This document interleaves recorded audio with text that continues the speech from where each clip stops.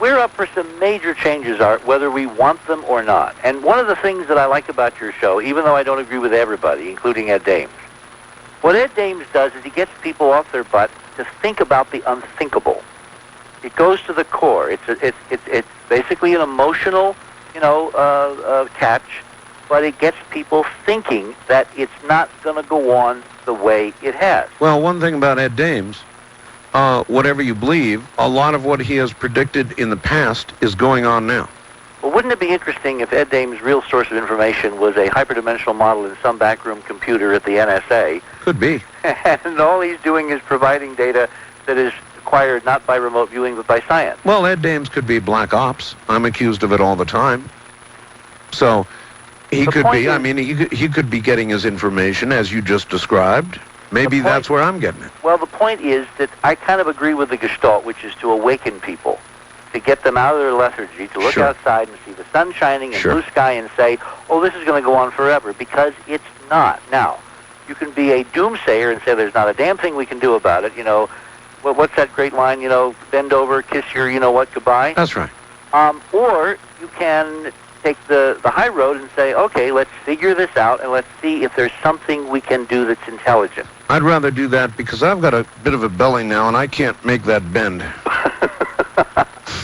Well, that's my approach too. And remember, I didn't start out even beginning to think in this direction.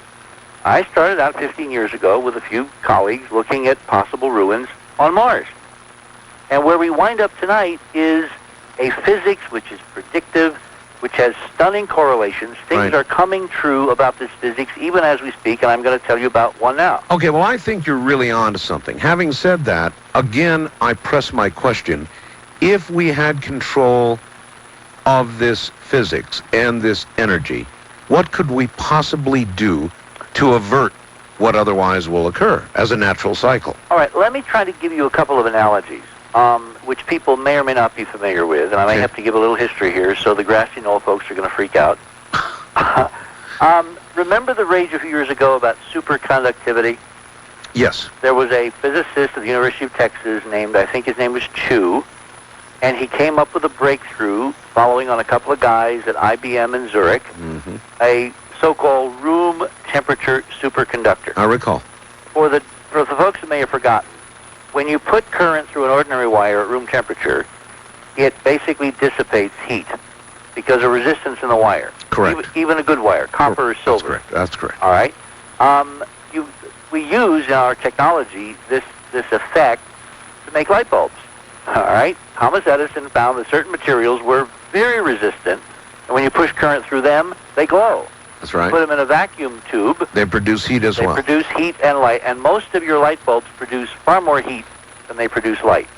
The efficiency is what? If you doubt that, go touch your 100-watt light bulb after it's been on for about 10 minutes. And many, many years ago, maybe 100 years ago, there was he wasn't Swedish, he was, I think, Norwegian, a guy named Kamerlik Owen, who was a physicist in Scandinavia, who discovered by cooling mercury, just the liquid metal mercury, that if he cooled it down low enough, suddenly it lost all resistance to electricity. It became superconductive. Now, the quest has been, among engineers and technologists who thought this was a kind of a neat thing, suppose you could make a material that would have this aspect superconductive ability at room temperature. At somewhere close to room temperature. That's been the holy grail. The holy grail of a lot of technology, because you can imagine that you could produce generators the size of, I'm going to be exaggerating here, thimbles that would produce enough power for an entire city.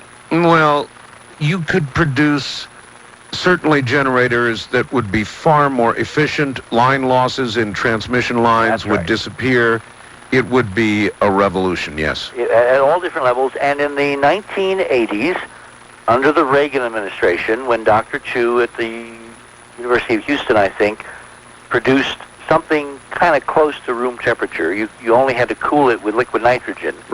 Which is a lot cheaper than liquid helium, which they've had to cool previous superconductors. it looked like we'd have maglev trains and all kinds of other things. Sure. And they were announcing the Holy Grail had been achieved, the new millennium. Nothing ever happened, did it? There still is no. No, major, it went quiet. It went very quiet. Well, that's kind of that's a whole other show. All right. The point is that I got very intrigued as we got into the hyperdimensional model. Why does superconductivity exist at all? And it turns out, all right, it turns out that it's because of hyperdimensional physics. All right. Now, in behalf of those in the grassy knoll, I'm going to stop you because we're at the top of the hour, so they win. Hold on, Richard.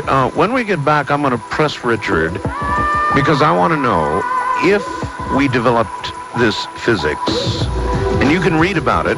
Richard has a paper that is worth the reading, and we want scientific feedback on it on his website, available through mine at www.artbell.com.